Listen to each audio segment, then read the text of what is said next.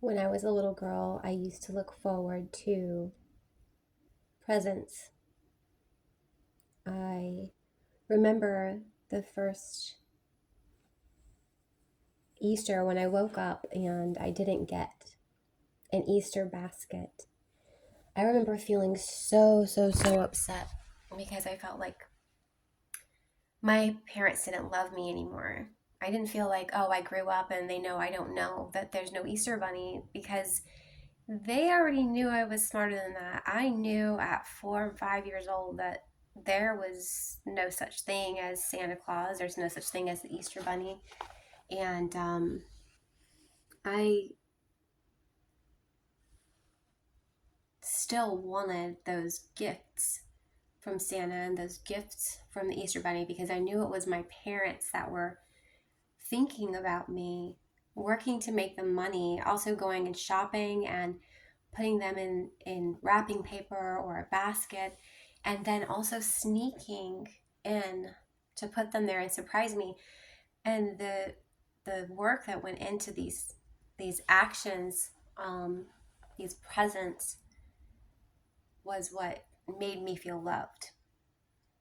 You could have put a painted rock inside of my Easter basket, and I would have been delighted.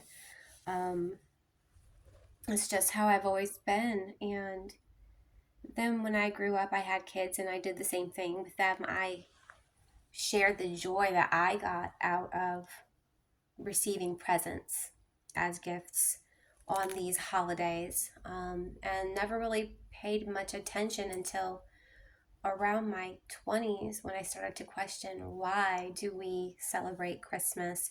Why I started throwing Halloween parties every year. And so I studied Halloween, and knowing that it was a pagan holiday and all the witchcraft that surrounded it, I still threw the parties because I accepted them as part of American culture and witchcraft as part of American culture. And you have to understand that at this point in my life, I was a Christian. And being a Christian allows for you to do a lot of other religious behaviors, much like Catholicism. Um, I'm not going to get into that. That's a whole nother discussion. What I want to focus right now, I want to focus on the giving of presents and how it manipulates our brains into believing that they are somehow the same as someone's presence. What we crave is someone to be there for us, someone to spend time with us, time on us, and put time aside for us.